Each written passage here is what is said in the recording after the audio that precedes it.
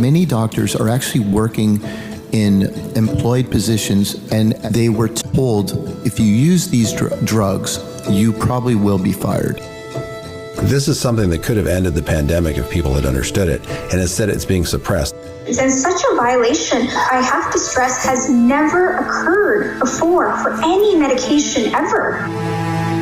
The federal government is incentivizing hospitals to prescribe a medication which is toxic. This is a study designed by the World Health Organization that is not only designed to fail, it's designed to kill. Guess what they did? They gave her a 5-day cycle, and my mom is dead. Is this about money? Because if it's about money, then it's disgusting that we killed a person for the price of a stock. Academic medicine is committing a fraud, is committing, I think, a crime against humanity. And if you ask me, this isn't a hospital, this is a concentration camp. I've interviewed doctors, nurses, vaccine-injured, malpractice survivors, and even interacted with heads of the FDA. And my work has been repeatedly censored. What I've found is an unholy alliance of public, private, and political groups that seem hell-bent on turning all of us into lab rats. There's something that has gone wrong here. History is unforgiving. It will become very clear very soon who was on the right side of history, who was on the wrong side of history. My name is John, and I am a storyteller. And this is kind of my story.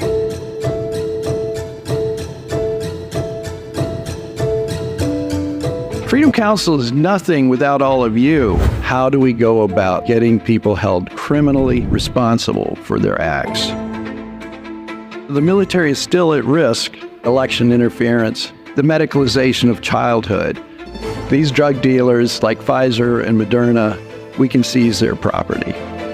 We develop our litigation through conferences like this. It's going to come through communications. It's going to come through conversations. And Freedom Council is that conversation. For information, visit freedomcouncil.org.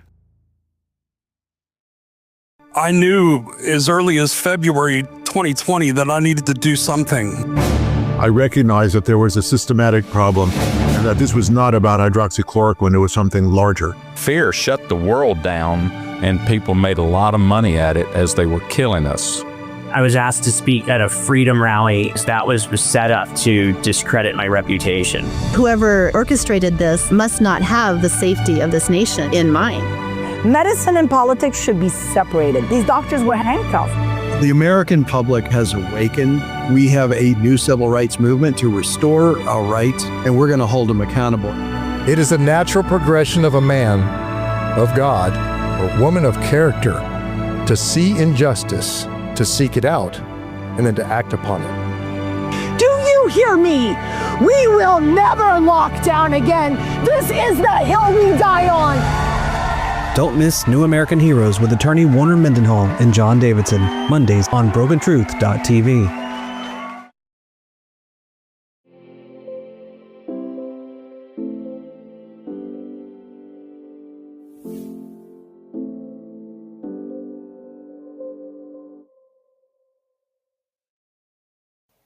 Hey, with Broken Truth, I don't know if this is technically a New American Heroes show or not. We got to work on our name, Warner. All right, that's fine. There's so many heroes out there. I mean, honestly, there's millions of them. And it's all the people who have fought back. It's the vaccine injured. It's the people who lost their jobs over the mandates. We have millions of really unsung heroes in this country. And I think it's great that you're trying to get these stories told on Broken Truth TV. Well, and I think it's great that you're lending your credibility to me. Because I need it. For what it's worth, some people probably differ in that view, but I'm happy to participate and do a help out. Well, it saved me from having to go, get a JD or anything. So, hey, so today's topics are going to be the Tulsi release on Friday, which is huge. And then I don't, I know if everybody knows about this story with Joby Weeks, but he was the Bitcoin evangelist guy that was arrested and put through 6 years of torture without a trial or conviction or anything. So I had a great interview with him, and we released it yesterday. So today's guest is going to be a dear friend of mine and yours, Brad Geyer, former AUSA for the Department of Justice. And Brad, we're going to get you in here now. So great. Welcome, Brad. Great to be here, guys. A pleasure. So I think with fellow freedom fighters, baby. So we're going to try to do this show straight. Usually we hang out in the bars, so this will be a fun transition. Correct. But like all the shows that we do, I do kind of want to keep them casual if we can keep them casual, because they're a little more fun that way, right? So Brad, as far as Tulsi's disclosure Friday, what do you think about that? I mean, we've known about most of it. There was supporting documentation that I hadn't seen before, but she clearly came with the receipts. And for it to be communicated from the nation's highest level representative of the intelligence community, I think the mode of communication makes it completely different. It elevates it to a level where the Attorney General is going to have to take a look at it. But those allegations we've known about since 2016, 17, 18. This has come out in drips and drabs. We're going to have to see what the Department of Justice is going to do. These are very serious allegations. I would expect at some point there's going to have to be a special prosecutor appointed. There may be grand jury investigations going on now. I view it from the perspective of the rest of the enforcement. This is all stuff that's going on up in the heavens. That's just kind of above my pay grade. And I think it could be disruptive for enforcement across the Department of Justice platform. But we're just going to have to wait and see. Well, the elections issues, I mean, this has concerned me, really for the last couple of decades. And Brad, you may not know this, but we actually sued some time ago over what we called the black box voting machines here in Ohio. And we sued based on an issue in Ohio law that said the count has to be observable. And to me, logically, when the things are fed into a machine and scanned, all you observe is the scanning. You can't observe the counting. And the only way to observe counting is with hand-counted paper ballots done by human beings, not machines.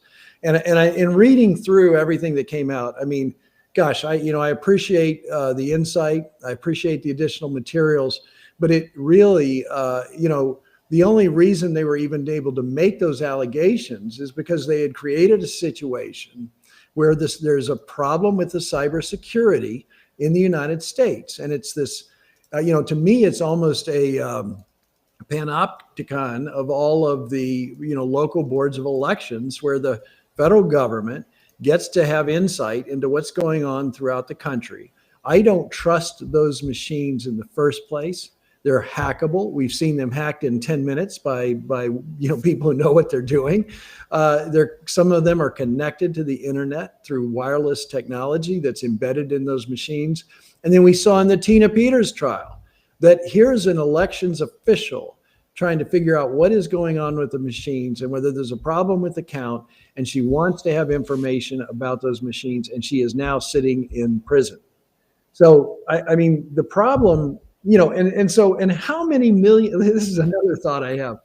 How many millions and millions and billions of dollars now are being spent at the federal level on elections and so-called cybersecurity, when what we really need to do is buy everybody some ballots that can be hand marked and hand counted. I agree. The simple solution has to be hand ballots, hand counts. Any other system is going to be compromised.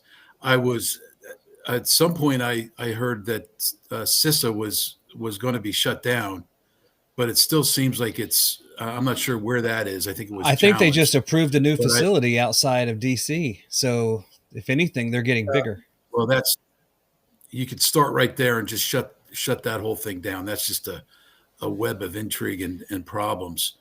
And I agree with Warner. The only solution, longstanding solution, is hand ballots, physical appearance, verify ID, and hand counting. Yep. And the thing that's interesting, it's very easy to look back historically and see Democrats complaining about this, and then you've got Republicans complaining about this. So it should be a very bipartisan, no-brainer issue to get through, because both parties agree. I don't. Well, behind the scenes, I suspect that one of the parties vociferously disagrees and will do everything they can to prevent that from happening. I mean, I would even be in favor of what they did in Iraq, where they dipped a finger in indelible ink. I mean, let's just make it totally secure. Yeah, well, we have to get back there, because I think it's the only way to really restore trust. We have a problem of trust in the country in general. We have a problem of trust in the elections, whether it's a Democrat or a Republican who wins or loses. And the only way I see to restore that is to have some kind of process that everybody trusts, where local people are counting those ballots. They call in the numbers. It's not running through a machine. And then even worse, with the algorithms that are going on in computers right now, with the AI, I mean, the ability to fudge that data is just exploding. And if we have AI involved and manipulating the elections, which we probably already do, I think we got a real problem on our hands, and we're going to lose our democracy. I agree. Just to bring it back though to what Tulsi, what she really focused on was that the Obama administration used intelligence agencies to weaponize news media, and now, that's huge. And we've known this now since really the 2000 election. There was reporting on this in early 2016. The abuse of the FISA applications. We saw the stuff with Strzok, the disclosures that were made there, how they intercepted the discussions with Kislyak, with General Flynn, that were just, it was like a cordial thing at the end of a conference. It was no big deal, and they just drove a wedge through that. And in my view, really went way too far. I remember the White House being redecorated at some point. Remember that one where they did a huge unannounced redecoration of the White House? I assume they were sweeping it for bugs. And what I would say to the intelligence community is what Warner said before. I was in the federal government for 21 years. I am like, in 2020, I had my faith in government completely stripped from me through the whole exercise with COVID and a bunch of other things.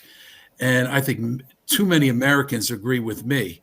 And the first thing I would want to do if I were in an intelligence agency is to bring it back in line, make it nonpartisan again, and be really clear on what your purposes are for engaging in all this surreptitious information gathering. The rules are there for a reason. The Fourth Amendment still stands supreme. I would be seeking to figure out how we can comport our current operations with the language and spirit of the Fourth Amendment. Yeah.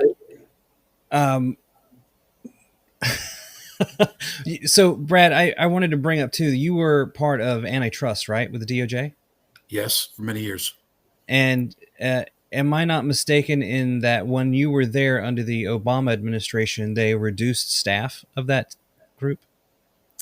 Yeah, so in 2009, there was a big drawdown in criminal enforcement for the antitrust division. They closed 4 field offices and put 100 prosecutors out on the street. Very few people complained. They were the most experienced price fixing, bid rigging, procurement fraud, and grant fraud prosecutors in the system, and they were just basically eliminated. This happened to accompany a drawdown in criminal enforcement resources across the procurement fraud and grant fraud space that never really has been turned around. I'm beginning to see some signs in the last couple of months, actually, that they may be rebooting that program. But in terms of like who was protecting the hen house, the government coffers, there really has not been vibrant criminal enforcement now for a long time. The inspectors general, they're not doing most of the things that you would expect them to do if they really wanted to root out fraud and corruption and fraud, waste, and abuse. Again, I see this as this is going to be if we did in fact see the trough and are on our way back up, these are going to be changes that are going to unroll, say, over the next 5 to 10 years. These institutions are not made, to turn around on a dime by design. It takes time. But yeah, there have been cutbacks before. There have been agencies that have been cut. And I think that when President Trump took office, we were at an all-time high in terms of government employment. And I think that some trimming of the hedges is in order. Sure. And when you're talking about procurement fraud, that I do a lot of work under the False Claims Act. And I have been often frustrated by how long it takes to bring a fraud to light.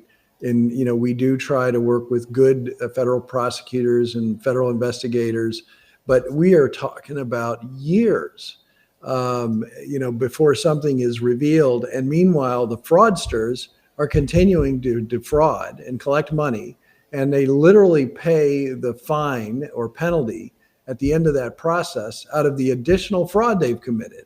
And I just, it's a very frustrating on my side. And then I will tell you this, recently I have felt that we are once more, at least in some of the offices around the United States, we are definitely feeling more of a collaborative sense. So when I first got into this in the 90s, we had very close collaboration, to root out fraud. That ended for a period of about 10 years. I would say your period that you're pointing out, when the Obama administration was in there, especially with the mortgage fraud, the banking fraud, all the crimes that were committed there that went unprosecuted, and really destroyed our financial system. There should have been some real penalties and consequences, like in the old days, like what was it, the Pecora Commission in the 30s. But we never saw that happen. And most of the people who were engaged in that skated away with bags of money, and they paid a pittance in a civil penalty or civil fine, but they didn't face criminal consequences. And then, since that time, I would say it's been very difficult to work with the various U.S. attorneys around the country, but I see a change right now. I'm literally on the phone with them, every few weeks on some case or another. So I'm feeling that change, a little more collaboration. We were just asked for input on a major SBA fraud case, for example, the Small Business Administration fraud. Are you seeing interventions? Well, we have, yeah. The change takes a minute. We were hopeful that we can get interventions. Obviously, that for the public, that means that we bring a case with a whistleblower. It's filed under seal, and the government has time to determine whether they want to intervene and assist us on that case. It's supposed to be 60 days under the law, but it's often 2 years. And what has happened in many cases in the past is we really didn't feel like things were being looked at. Recently, we've been able to respond when the defendants come in and put up their position. We've been asked to get a responsive memo out to that and why the defendant's interpretation of the law is incorrect and why they are liable for the millions in federal funds that they've taken. So, and that's after it was partially unsealed to have the communication with. Yes. So right. that's a positive. I'll take that. It's progress. It's progress. Have you had any buyers on helping you get discovery? In which? In other words, they're not willing to partially unseal it for the the defendant company or the subject company, but will support your effort to get discovery, and you proceed on your own. I would say this right now. We will be testing this new environment within the next year. We have the Deb Conrad case certainly up in Buffalo. I hope to have good discovery on that one. I know we're getting off track here a little bit, John. I'm sorry we're going off onto the procurement fraud and fraud. Nerds. All mine are under seal, which is good, right? The fact they're under seal is good. They haven't been declined.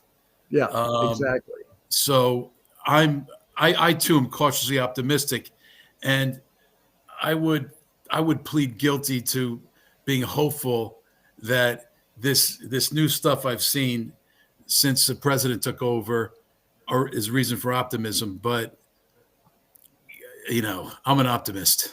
I will see. Well, I will tell. That's the only reason we're still lawyers, Brad, is we've been at this a while, and we've maintained our optimism. Here's what I'll tell you where the optimism comes from, and it's at every level in the federal government, actually. Because you and I criticize the federal government a lot, and John, you criticize the federal government a lot. But what I would say is there are many patriots within the bureaucracy, and I think it is very important to work with them, find out who they are, make sure they're not suppressed and fired, instead that they're elevated to positions where they can really do some good. So many people. I mean, we work with FBI agents, good FBI agents, good Office of Inspector General agents. We work with good assistant U.S. attorneys and U.S. attorneys who want to help. They want to do something. They're asking us to bring them cases, and I just appreciate those people so much, because we know at the higher levels, at the upper levels of this, we saw this complete misuse, and we'll get back to the D&I report. This complete politicization, I can hardly say that word, of the investigative process, targeting individuals, with Joby. I mean, the problems with that investigation.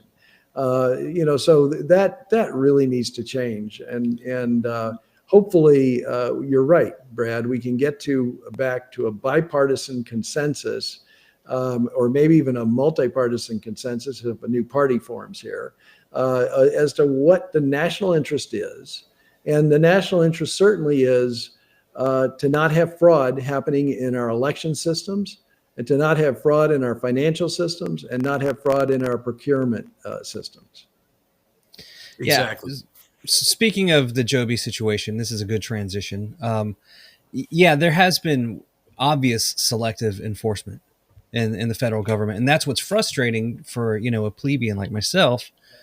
You see Gates Foundation walk away from any IRS or DOJ investigation into its tax exempt status.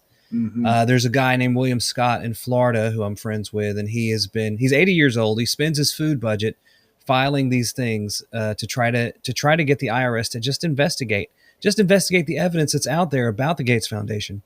They won't do it. They won't even investigate the Form 211 that he submitted to the IRS.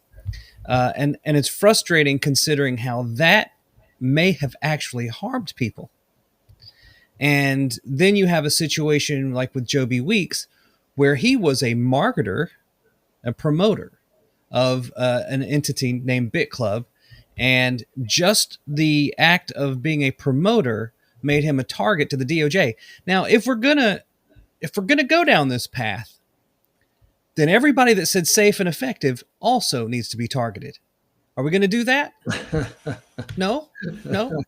Oh, okay. I guess it's selective. And that selective enforcement is where people like me get frustrated, because it seems like it's a department of injustice, not justice. Hey, what do you guys think that before we really get into the nuts and bolts of Joby's story, I show the little video that we made that summarizes his situation. It's about 5 minutes. Oh, I think that'd be fantastic. Yeah. Great. Awesome. Okay.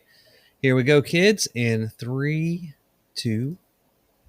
In 2010, when Bitcoin was worth less than $1, Joby Weeks saw a future in the digital currency.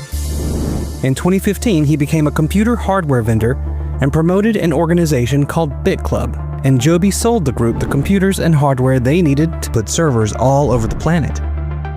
But Joby was never a manager or owner of Bit Club and had no decision-making ability in the organization. Joby traveled the world promoting Bit Club and libertarian ideals. He helped buy, install, and build server farms outside the United States for BitClub. All transactions occurred in Bitcoin instead of US dollars, and BitClub was closed off to American investors. In other words, BitClub operated outside of United States jurisdiction and regulation. According to blockchain, before it was confiscated, BitClub has mined over 92,000 Bitcoins and 500,000 Ethereum. But what was Bitcoin? And more importantly, how were global governments going to tax it, track it, and control it? The law was not clear. Bitcoin was supposedly created by an elusive figure named Satoshi Nakamoto. According to Google AI, in Japanese, Satoshi means intelligence, and Nakamoto means from central origin. Who does that remind you of? In 2019, Joby found out about an investigation into him by the Department of Treasury. With the help of contacts at the CIA, on April 19, 2019, Joby met with a Department of Treasury officer, offered information about BitClub, and explained his issues with BitClub leadership. The Treasury officer's notes indicate Joby had no control over BitClub and wanted to help the US government catch hackers and international criminals. In December 2019, due to the actions of the owners of BitClub and an overzealous Department of Justice, Joby Weeks was arrested by the United States government, locked up in various prisons for 11 months, and put in a situation where it was either confess to a crime he didn't commit or spend the rest of his life behind bars. At that point, Joby had amassed nearly $500 million in digital currency. Despite no valid reason to do so, agents of the government took Joby's Bitcoin wallet, denying him the ability to legally defend himself properly. The crux of the government's indictment of Joby is strange. The indictment shows Joby told BitClub users to use a VPN, which is simply smart security advice. In his meeting with the Treasury officer, Joby discussed being hacked by a transsexual Filipino hacker who took over $20 million from him. Clearly, security was important. Another section shows emails and messages where he demanded more transparency from BitClub management. And the Department of Justice's smoking gun against Joby? In a communication where Joby was negotiating new server purchases with the owners of BitClub, he stated, "We can't just sell people mining hardware in BitClub and then not use the money to buy equipment. It's not right. BitClub makes 20% regardless of the price."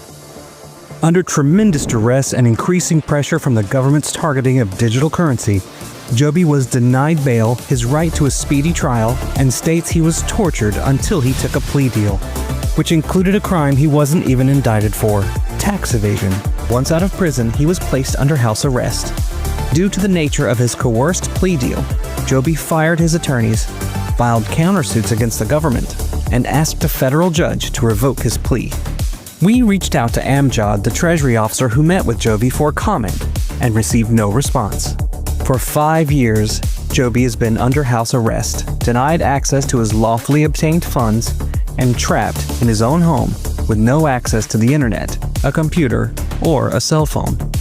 It's one of the most egregious violations of due process and civil rights we've ever seen, and a perfect example of the kind of lawfare exacted on citizens through government overreach. Now, Bitcoin is worth nearly $120,000 per coin, meaning the US government not only robbed Joby of his wealth, but when it cracked down on BitClub, the US government also seized the servers that investors had purchased to mine the currency.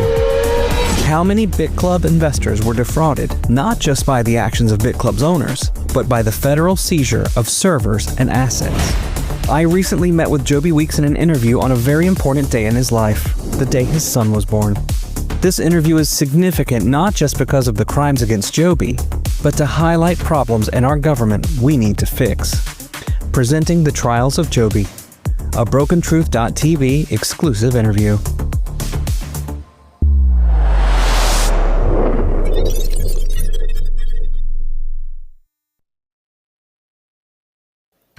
Shameless plug. Wow. If Very you'd nice. like to have if you'd like to have a video like that made for your product or service, call me at magicfeatherinc.com. Very well Hey. done, John. I'm impressed. Hey, thank you. So that was a really fun interview. It's on brokentruth.tv. You can just search for Joby if it gets buried if you watch this a couple weeks from now. Anyway, that was such an interesting interview to have, because I didn't know about his story really before I looked into it. And well, obviously that would but anyway, but it was so surprising how the guy's been under house arrest for over 5 years now. And Wow. And that was I after can't 11 months of being shuttled between prisons during the height of COVID, when it was pretty much total isolation in these federal institutions. Just terrible. when you see how the DOJ doesn't target some things, but then this guy they really did target. And the thing is they called it a Ponzi scheme, and they said that, you're the expert on this case, Brad, but they said that they were just taking money and using the money from Peter to pay Paul, which was the definition of a Ponzi. But they did invest in server farms, and they did mine over 92,000 Bitcoin and over 500,000 Ethereum. So there was work being done, hardware being invested in, and that was seized by the federal government, who didn't even really have jurisdiction. How does this work, Brad? Please explain it. Yeah. I think it's a perfect storm of factors. If you were to come, if I was a prosecutor in 2019 and you told me that there's this BitClub network and they're mining Bitcoin, and they're selling memberships and mining Bitcoin, and this is going to be I too might have jumped and thought that this sounds like a pyramid scheme. But as I think you're aware, John, I shared with you before that for the last few weeks, I've been basically reviewing every single crypto case that's been filed, every enforcement action, civil and criminal, going back to 2000 and I think 12 to 13. And what I've concluded is that most of these prosecutions are really not well founded. I think it was an effort by the Department of Justice in a legislative vacuum. They didn't really have a lot of guide rails, but just like they went after kidnappers before there were a kidnapping statute, or child traffickers before there was a raft of child trafficking statutes, they sought to use existing things like conspiracy statutes, statutes around issuance of securities, even though it really wasn't clear back then what BitClub even was. By the way, I'm sorry, what Bitcoin was. BitClub also mined Ethereum. So in addition to all the Bitcoin you mentioned they mined, they also mined a whole slew of Ethereum. And the way Joby comes into this is he was just a guy, kind of a dreamer, huge optimist, aspirational thinker, where if you do affirmations, great things can happen, to the country, to you, to your family. And he was out, he discovered Bitcoin early, started buying it, discovered Bitcoin mining, went out and offered his services in procuring all the server farms that are necessary to do this Bitcoin mining. And I think it's hundreds of millions of dollars of Bitcoin equipment, mining equipment that he bought and helped install, things like that. I think the number that comes to my mind might be $900 million, right? And during this time, he had a childhood dream of making his 100 best friends millionaires. So he's just promoting Bitcoin, telling everybody who will listen, you have to buy Bitcoin right now. Take everything you got, buy Bitcoin. And of course, during this progression where he got into the procurement of the server farms, the government didn't like him very much. He's always got a smile on his face, and he has some eccentric ideas. Our country has always existed with Americans, innovative, visionary Americans who have eccentric ideas. It's only been I would argue it's been recently where the government has really made it a sidelight to go after these guys. And they went after Joby. And I've looked at some of the search warrant documents. I mean, I think there were mistakes made in terms of how the search was conducted, how the seats were logged and tracked. We don't really have a good idea what happened to about 300 Bitcoin that were seized. I've looked at some of this stuff. It looks to me like it really wasn't well authenticated or documented. Also, there's not a lot of clarity on how these server farms were shut down. Were they shut down the day they went in with the search warrant, or did they continue mining Bitcoin and Ethereum? And what happened to the Bitcoin and Ethereum that was actually on those thousands and thousands of computers? We don't really have a lot of clarity on this, but the bottom line is this guy's been put through absolute hell. His family got blown up. That's a whole backstory. He's been under house arrest for over 5 years. I think he's going on 6 years. By the way, where'd you interview him? It looked like a really nice. Was that in his apartment? No, that was in the I'm sorry, that was in the hospital. Nice.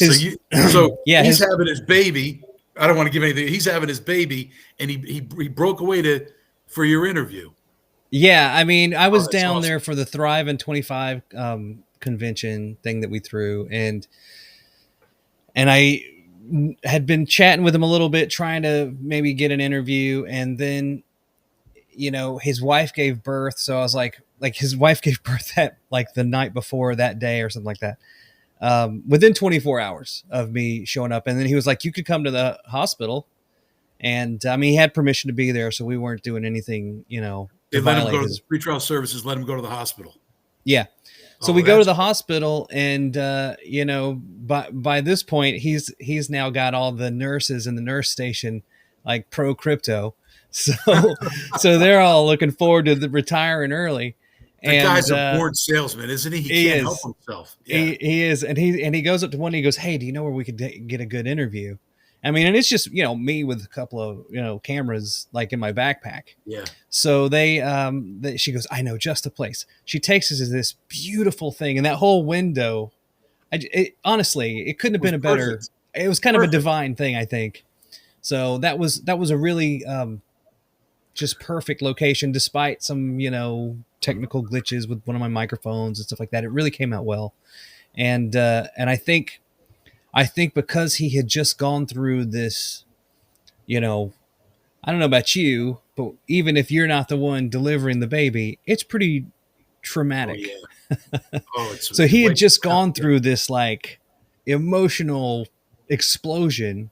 And then I come up in there and interview the guy. It's amazing he didn't fall asleep, but it also, I think, gave me a very kind of raw truth stream from him, and it came out really good. It didn't seem like I don't know. It just was I think it was a good interview, and I'm stoked that I was able to be there and even take pictures of the baby. Although I didn't get to hold the baby, I really wanted to.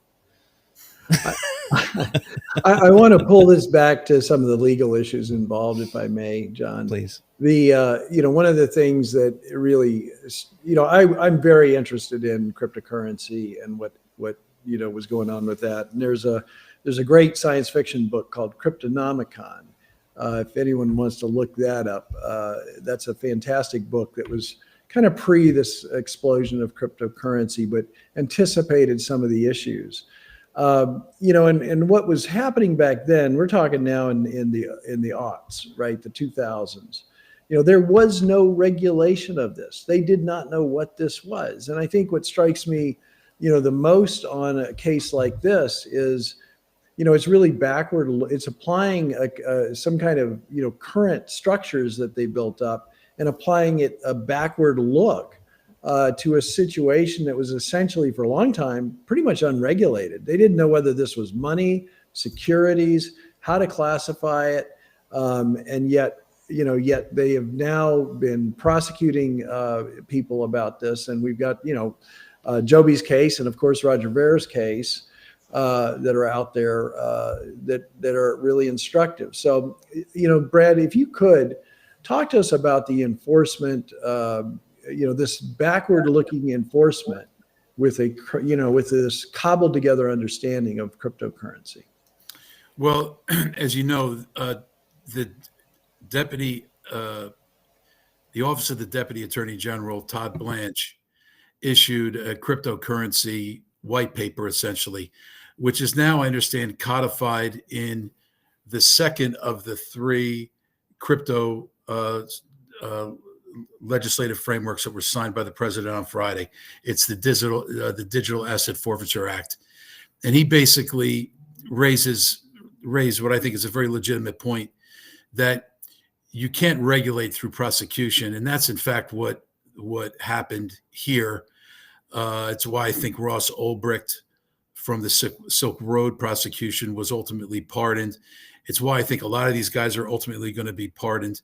You mentioned Roger Ver. He went to the government basically declared him public enemy number one because of a lot of his opinions.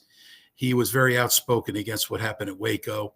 He ran as an independent in California. The political establishment hated him. As a result, he was prosecuted for firecrackers. I'm not making this up. And he did an 11-month prison sentence. And it was clear to him that he would not be left alone, nor would his family and associates be left alone. So he left the country as because basically he was under duress as an act of self-defense, if not for only him, but for his family. And he got a legal opinion from top law firms, top accounting firms about what his tax, it's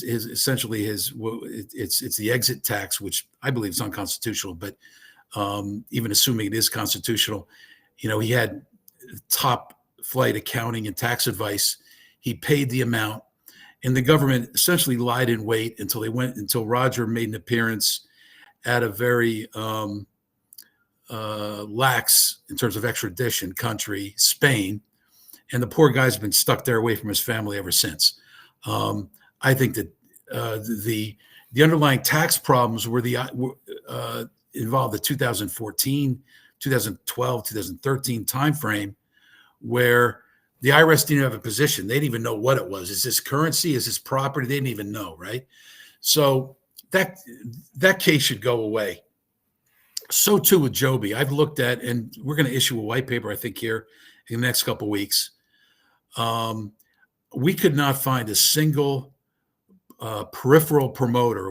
You have the designers of these crypto exchanges. You have those who own and operate the exchanges and manage them.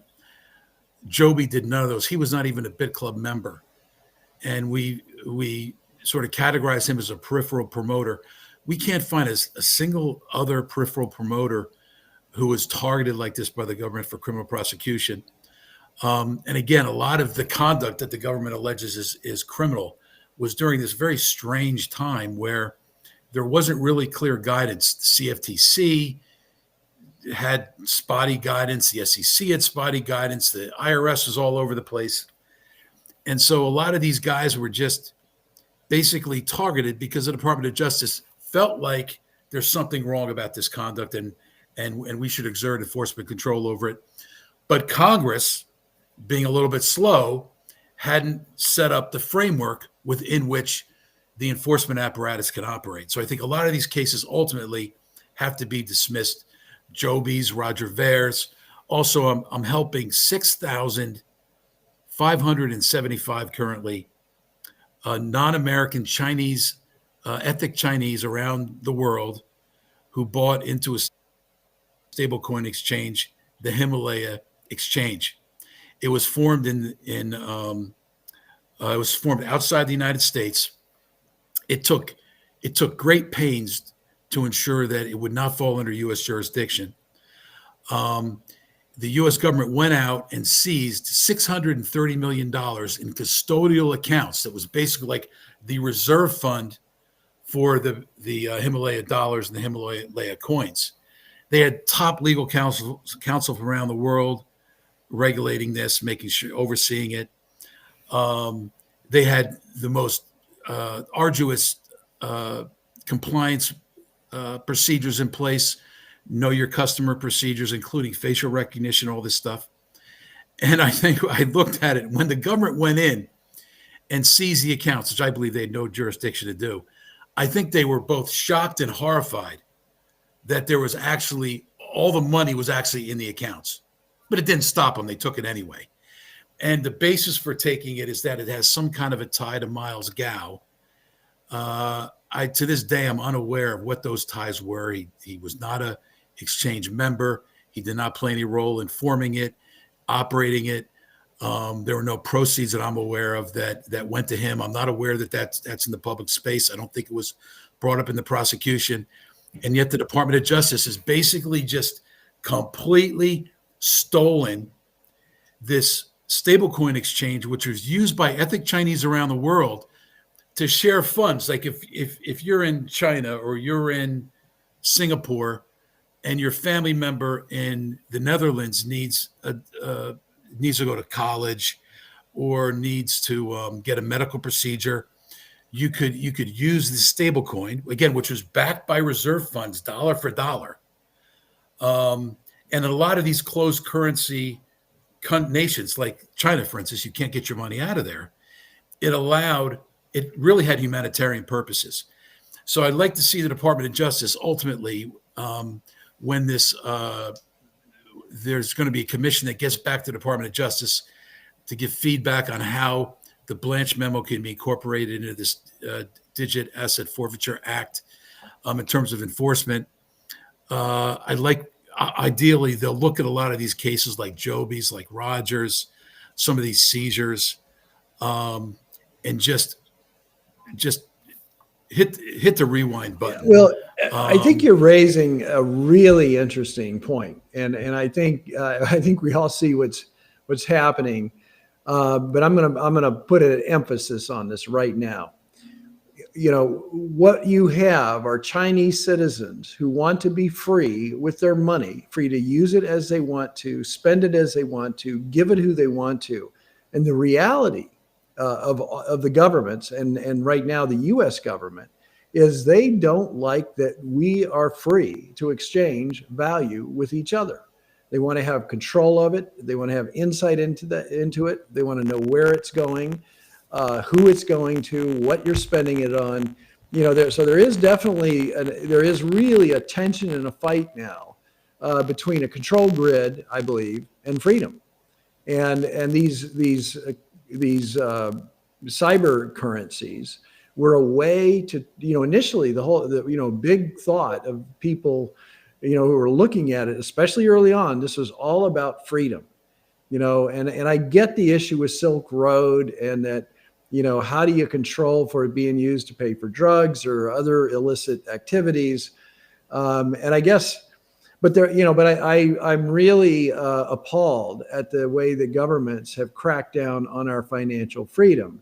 I mean, even you and I go into bank accounts and they want to, they write a report if you're going to deposit over $10,000 and they're going to report that. I mean, $10,000, I mean, it's a lot of money, but I don't think that should be something that the government needs to know every time I withdraw or deposit $10,000, for example.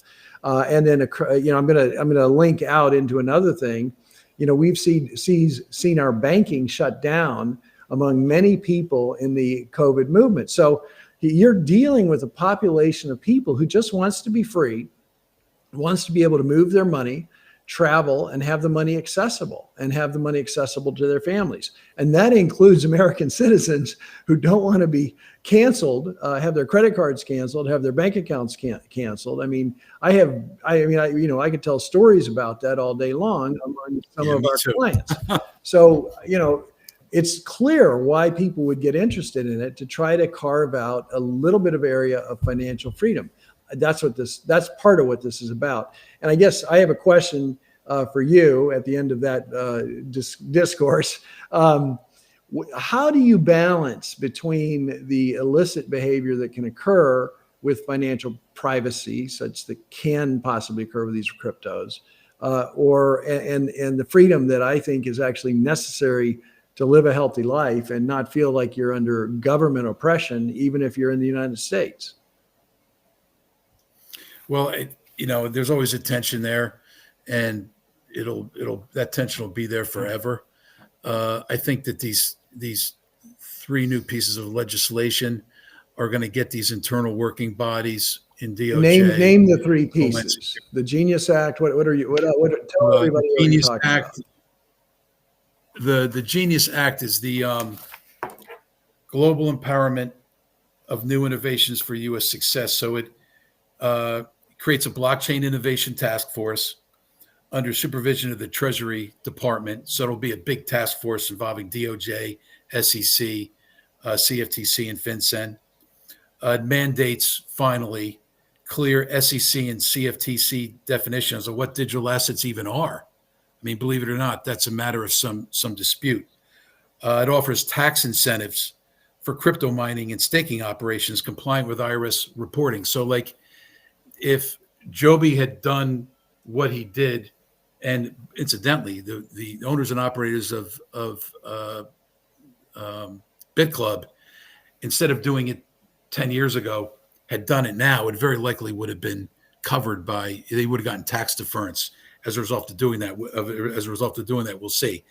And the second was a Digital Asset Fairness Act, which ensures fair notice and due process in crypto enforcement. Of course, this is directly speaks to the Blanche memo, where you can't use enforcement as a regulatory tool. That's what happened to all these people who we've previously referenced. So it prohibits DOJ from pursuing criminal charges for regulatory violations. We've clearly seen that. That's all over Joby. That's all over Roger Ver. That's possibly over Miles Gao. However, he has no connect. As far as I know, he has no connection to the stablecoin. They used forfeiture to forfeit Himalaya Exchange, even though I still have no idea what the connection is between Himalaya Exchange and Miles Gao. So it's a little bit different. It requires courts to review pretrial asset seizures to ensure that they do not impair on defense rights. This is emblematic of the entire system. They go in, they take all the money, they confiscate it. Joby right now is represented by a federal public defender, right? Like, they get all their money. And we saw this in January 6th, too, incidentally. All that pro bono money that's out there through grants, none of it found its way to guys like Joby. None of it found its way to the January 6ers. Yet now we're starting to see the flood come back in. You see the big law firms getting back into the space for federal employees who are fired or whatever. And then finally, you have the Strategic Bitcoin Reserve Act, where the Treasury is going to buy 200,000 Bitcoin over 5 years. And part of me wonders if they're planning on rolling all of these seizures, these illegal seizures, into that Bitcoin reserve, at a basis of zero, right? So, we're in a state of flux right now. There's always going to be, money's always going to be used for the drug trade and illicit activities. And since Bitcoin is on the blockchain, you can track every single transaction on the blockchain. It should be more secure in that regard. So I don't believe that that's really the motivation. I think it's confiscatory. The motive, I believe, is confiscatory. I mean, you have hundreds of millions of SWIFT transfers through the banking system are fraudulent every year, right? Having a SARS form, how many millions of SARS forms are completed for transactions over $10,000? These acronyms, we probably should tell people what they are. Suspicious activity reports for transactions over $10,000. It's a banking requirement, and there's a raft of these things that happen all in the back of the house in these banks, and it's reported to these agencies, and presumably they're looking at it, they're reviewing it. But I think that if they're really going to fix this, and by the way, this ties into Tulsi Gabbard, her release last week. This ties into overzealous crypto enforcement. This ties into the January 6th prosecutions. This ties into the homicides that occurred at hospitals. This ties into independent farmers who've been targeted all over. I have a cases with Robert Barnes helping the Amish. That's another story. This is a beleaguered class, primarily of Americans, who think outside the box or otherwise They're creative, and they've been targeted. And the first step is getting to transparency. We have to really look under the hood and see what our government has been up to for the last decade or so. I think it transcends parties. Both parties are, pigs at the trough here. But we have to realign our systems so that they once again are headed true north. This can't be allowed to persist. Let me. I think that's exactly right, and I think we have a huge task ahead of us. I mean, that's part of the reason why, I helped form Freedom Council, was to have lawyers who were available to look at some of these issues that are, in some ways, they're disfavored by the big firms. The big firms will not represent people in these spaces, period. I guess I'm glad to hear that you're telling me they're starting to wake up and take on some of these cases. But I mean, we have people out here who are just helpless, hopeless, without legal recourse and without even basic legal advice sometimes. And there's not been an effort as well, I would say, to help educate lawyers along these lines. That's the other thing Freedom Council does, try to educate lawyers and the public, and this issue. I mean, Brad, I honestly, the next conference we have, I really want you to do a presentation on this area of law and how we, what the issues are, what the conflicts are, where it's going, and how we can represent people. John, I want to throw one more thing at it. I know I'm hogging the time. I'm sorry, but no, it's all good. It's good. This is fascinating. But one thing I want to throw at you, I really like Catherine Austin Fitts. You've heard of her, and one of the things that she's always concerned about is what are the Trojan horses to bring in the control grid. And I wonder, all of this stuff could be good or bad, depending on how it's implemented, how it's used, and things that eliminate or reduce our privacy in our financial lives and personal lives. I think they bother me a great deal. And I worry about a control grid where someone sitting in a central office can turn off my access to my Bitcoin or my bank account or whatever financial, tool I'm using. So what do you think about that thought that I think we have to be aware of that. What do you think about this, and where could it be used as a Trojan horse, and why, if you think it's okay, why do you think we're going to be okay under these new, the passage of this new legislation? Are you asking John or me? No, you, Brad. You're okay. We got you under the hot lights, man. You're in the deposition. Okay. So talking to a lot of these crypto guys, I have a bunch of these clients now. They're very concerned about Bitcoin precisely because of the blockchain. And there are some emerging crypto technologies where the whole thing is blinded. And I can understand from an enforcement perspective why the U.S. government wouldn't want that. But I'm also very sensitive to your concerns. And what I can say is I did hear President Trump say that there would be no centralized digital currency on his watch. Now, I hope what that means is that his crypto task forces will make darn sure that doesn't happen from an enforcement perspective, and that the White House articulates that as policy to the working bodies of Congress to pass legislation that protects us from that. But I'm not so sure that it's just not a slippery slope. Like it may just be one of these things where it's inevitable and there's no way to avoid it. Like all these worst case scenarios spun about where artificial intelligence is going. And there's a school of thought that just says, we're done. It's going to happen. And there's no way out of it. Like I have the same concerns about centralized digital currency. Yeah. Do you know Aaron Day?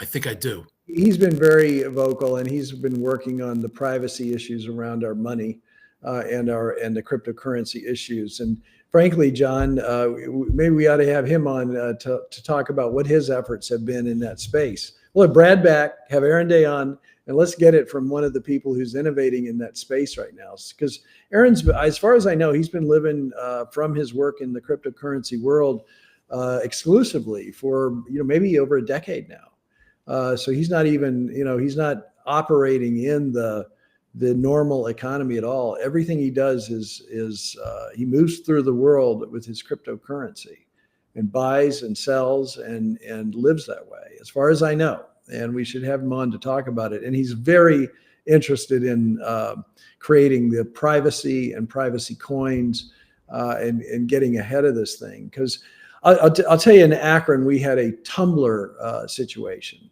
And I knew the gentleman who ran the tumbling operation, but he gets arrested because all he was trying to do was to make sure that the Bitcoin people were buying was anonymized. It would go into a tumbler so you couldn't track it. Well, he got targeted over that tumbler idea. And I frankly, since the conviction, I haven't talked to him. I did not represent him, but I'm very, very curious about those kinds of things. And all he was trying to do was create privacy with Bitcoin. Because it is trackable to a great degree, and that's the point. Is initially it was not supposed to be trackable or tied to the individual, and we're seeing that has happened. Oh, John, we can't hear you for some reason. There's a rumor that Trump's goal is to essentially destroy the IRS. And I don't know how many people outside of the IRS would be sad about this. Maybe accountants. But in what scenario would exist, say, if there was no IRS and there was no need to enforce taxation? Would a person still want to have anonymity in transactions that would be legitimate? Oh, honest to God, John, I think that's so simple. I don't want people knowing what I eat for dinner. Yeah, I mean, it's simple. I don't want them to know what presents I've bought my kids for their birthdays or Christmas. I don't want any insight. Your purchasing patterns give you incredible insight into your psychological profile and how you operate in the world and what you're interested in. I don't want them knowing what I'm reading. When I buy a book on Amazon or buy a book at the bookstore, I don't want that tracked, that I'm reading Cryptonomicon or some book like that's predicting the Bitcoin explosion. I don't want them knowing that. I want to be able to told us about that some years ago, Warner. What's that? You could have told us about that like a decade ago. Yeah, I know. You're a little late on that book recommendation. Thanks, pal. It's all right. But I mean, those are just things. When you see what somebody's reading and looking, and we know that basically Cambridge Analytica, the company that started to analyze voters and push voters through Facebook and other mechanisms, and actually Trump used it incredibly powerfully in 2016. But Cambridge Analytica, they were able to take, I think, 30 to 40 data points, and they basically had a profile of your personality and how to target messaging to you. So I want as much of that private as possible. And we're so far beyond even that now. They have hundreds of points of data on us now, millions of points of data now. And with the wearables, they're going to have our heartbeat data every second and our blood pressure and everything else. I don't need them to know when my blood pressure is going up. But it's just those are the types of concerns that I have. When I'm spending money, they get insight into who I am as a person. I want to be more private than that. I don't want you to know who I am. I agree. Yeah, I mean, what do you think about the IRS being destroyed? I've looked at this. Let's just eliminate it. We should eliminate it. And there is actually a non-trackable way to actually have government revenues. And I don't know if you guys have come across this. It's called the automated transaction tax. So every transaction is taxed a tiny, tiny bit. And it's an automatic thing. It's not linked to your money. It's just as you deposit in the bank, as you make a transaction, a piece goes to that. And we could actually completely retire the U.S. debt very quickly if we went to an automated transaction tax. And there's a great analysis. I'm sorry, I forget the guy's name. I think he was an economist at University of Wisconsin. He came up with this in the 90s. And it was about 1.7% of every transaction would take care of the entire federal budget plus some. And the thing he worried about is if it got implemented, it would provide too much money to the federal government. Because the other thing that it does, I'll run this by you guys too, it affects the high-speed trading on Wall Street because those are transactions and high-speed traders don't want this. But I mean, we could afford to slow down the volatility on Wall Street, in my view. And, the advantage that people have of taking advantage of the speed that they can actually trade to gain, they're taking a little bit from all of us too, every time they do those high-speed transactions now. So it would slow that volatility down and make the high speed not lucrative and switch them back into normal stock trading, which I think would be a helpful thing. Anyway, I'm sorry. Brad, I'm No, that was a really good explanation. All that sounds very reasonable to me, and it sounds like it could be a good idea. But you have no IRS, no investigations, you do eliminate. I think you eliminate about $300 billion of spending in the economy with accountants and lawyers. So we would be taking some of our business away, and we'd certainly be taking a lot of accountants. What do they do though? After they're eliminated, what do they do? Oh, they could go build houses. We have a housing shortage. I'm not seeing this happening anytime soon.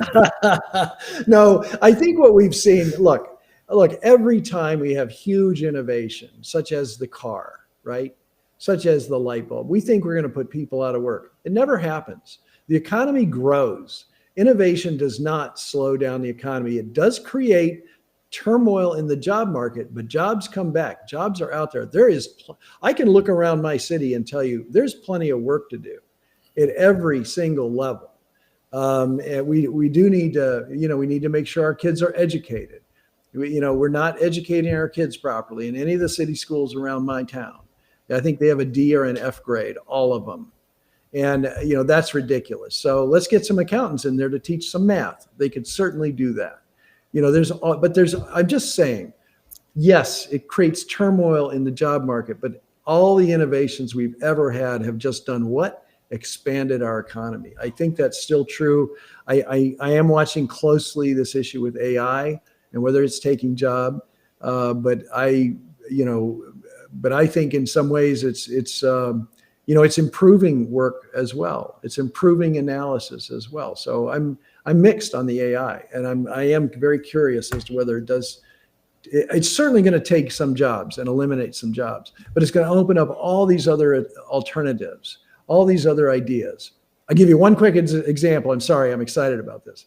One quick example is that right now you can get on the internet and you have an idea of something you want to do.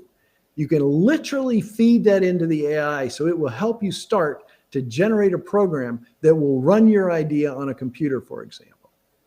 So how many ideas are held back because somebody doesn't have programming skills? We actually did it here in this office. We created a software using one of the AIs that does an analysis for our personal injury clients.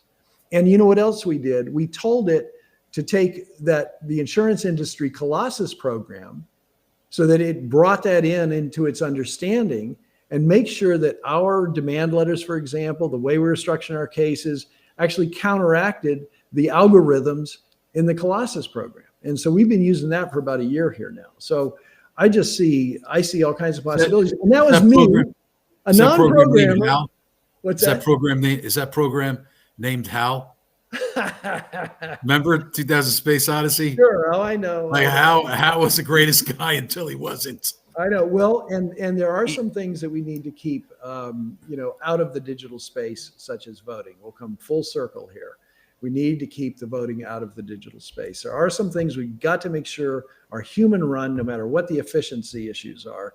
And I actually think with the in-person, hand-counted paper ballot voting, we're going to spend a lot less than the billions we're spending now running around, talking about cyber fraud in the elections. Yeah, I want to go back to your AI analogy or discussion, because what I see the future of legal battles being are really AI warfare. It's you're gonna have these idiots with degrees generating a fight, and then the defense is going to generate their own, idiot loaded AI defense, and they're not going to. The judge is going to say something that they're not prepared for, and it's going to be clicking until they get an answer. Well, so it's really. I think the AI empowers. It actually empowers the older attorneys to a great extent, because they have the ability to distinguish of what's going on, to distinguish arguments. They're so ingrained in their areas, and that all that experience comes to bear when you're evaluating whether the AI is giving you something useful or something that's pure idiocy. Right. And I think and we need to help the younger attorneys use it appropriately and properly. We're working on all those issues right now. Well, what it also does is it penetrates the veil of esoteric knowledge in every industry, right? Medical or legal or coding or, investment. Like, if you have this ability to say, okay, break this down without, myocarditis means enlarged heart. Oh, thank you. It really does open up doors to people who don't have this significant education. I love it in a lot of ways. Sometimes it lies to you, though. Yeah. Grok is renowned for its own logical fallacy of appeal to authority, and you call it out, and it just stops responding. John, you're a big fan of getting rid of the IRS and tax planning and all this stuff. No. Hey, but Joby was an advocate for those things, and they targeted him. Yeah, no, I think that probably didn't help him. Did you hear Elon Musk was talking about how, and I think the time estimate was like next fall, that they'll be at singularity, where an AI program will be able to write a movie, cast it with AI characters, film it, cinematography, everything in an instant. It'll be published, and that's like next fall, pal. Yeah. So you better get that resume working. Look, I'm excited about it in a lot of ways, because for me as a producer in Hollywood, like, it was, you had to rely on staff and crew and everything else. I can do a lot of things on my own, but this is really leveled the playing field from the big studios to the little indie guys. Are you using it a lot now? It's really a great editing thing. I don't use it to edit, because like the thing that you saw, that's all just raw Johnny in the 5-minute clip. I mean, I don't. You need timing. I think you need a sense of timing. I think with AI, it's I don't know if it can extract the personality. I mean, I know that one of the things ChatGPT was accused of was loading in scripts for movies and things like that, that it didn't have copyright access to. And that's certainly, I can understand why they'd want to do it, because they want to train it to be quirky, to have organic kind of edits and more interesting copy. I don't know if there can be an AI Tarantino. Maybe. But the beauty of some of the best films and television and whatever that we watch is not in its perfection, but its imperfection. Right. And that's harder to train. Like, I used to be, told like, I can hire all these people, but you can't teach taste.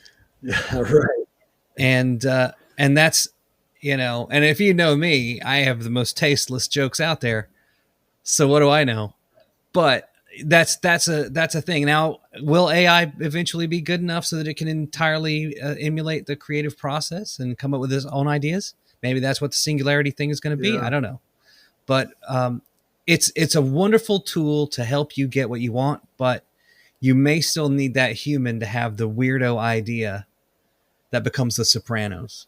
Waste management guy named Brad that lives in. In some ways, you're making your point, though. I mean, people have these ideas, these imaginations, and now they have a way to implement them by working with AI to get it implemented and share these ideas. So it's going to be fascinating to see what happens. We have had the widest ranging conversation. I don't know. We started with the DNI stuff. We went to Joby. We went into automated transaction tax, AI, elections. Let's sober as a judge. This is better than when we're at the bar. Let's go back to maybe did you want to do about an hour here today? Is that what you're thinking? Yeah, I think we're probably. All right. Well, let's bring it back home with Joby for a minute, because I'm upset at the way he's been treated, and I guess I have a question about the about the house arrest and the lack of contact with phones and computers. I mean, that's a serious hindrance on somebody just living a normal life in today's world. Or a pro se litigant. Yeah. So how long does he have on house arrest, and what's what's going on with that, Brad? 5.5 years, I believe he's been on house arrest. How much more does he have? Yeah. Pleading guilty probably told the statute of limitations. I'm sorry, the Speedy Trial Act, or it may have been that he told it. I'm not sure, but I'm sure that they covered that. They wouldn't. That'd be a bad rest position for the government and the court. So there's some rationale which is tolling speedy trial. And right now, I know he's waiting for the district court judge to rule on his motion to withdraw his guilty plea. I mean, the quickest way to get all this stuff resolved is to just have an internal working group and look at these instances where, let's just say policy has changed. Yeah. And the best way is just dismiss it with prejudice and move on. You could probably wrap it up with maybe some civil remedies or something to help save face, or I'm not sure, but look what they did with Kirk Moore. He just dropped it.